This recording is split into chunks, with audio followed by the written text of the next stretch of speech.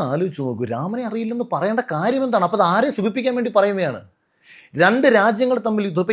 ഇപ്പം എന്നോടൊരു അഭിപ്രായം ചോദിക്കണം, ഇസ്രായേലും പാലസ്തീനും തമ്മിലുള്ള യുദ്ധത്തിൽ എന്താണ് അഖിലിൻ്റെ അഭിപ്രായം?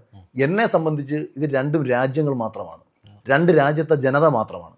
അല്ലാതെ ഇപ്പുറത്ത് ജൂതരില്ല, ഇപ്പുറത്ത് മുസ്ലിം ഇല്ല. യുക്രൈനും റഷ്യയും തമ്മിൽ യുദ്ധം നടന്നാലും എന്നെ സംബന്ധിച്ച് അത് രണ്ട് രാജ്യങ്ങൾ തമ്മിലുള്ള യുദ്ധമാണ്. ഇനി ഇന്ത്യയെ അനുകൂലിക്കുന്ന രാജ്യം വർഷങ്ങളായിട്ട് ഇന്ത്യക്ക് എന്ത് പ്രശ്നം വന്നാലും ഒപ്പമുണ്ട് എന്നും ഇന്ത്യയെ ആരെങ്കിലും ആക്രമിച്ചാൽ അത് ഞങ്ങളെ കൂടി ആക്രമിക്കുന്നത് പോലെ ഞങ്ങൾ എടുക്കും എന്ന് പറഞ്ഞ ലോകത്തിലെ സാങ്കേതിക വിദ്യ കൊണ്ട് ഏറ്റവും മികച്ച രാജ്യങ്ങളിലൊന്നായ ഇസ്രായേലാണ് ഇന്ത്യയുടെ ഏറ്റവും നല്ല സുഹൃത്ത്. അപ്പൊ ഇന്ത്യയുടെ ഏറ്റവും നല്ല ഒരു സുഹൃത്തിനെ നമ്മൾ ഈ കേരളത്തിൽ നിന്ന് തള്ളിപ്പറയേണ്ട കാര്യമില്ല. അതിൻ്റെ ആവശ്യം എനിക്കില്ല.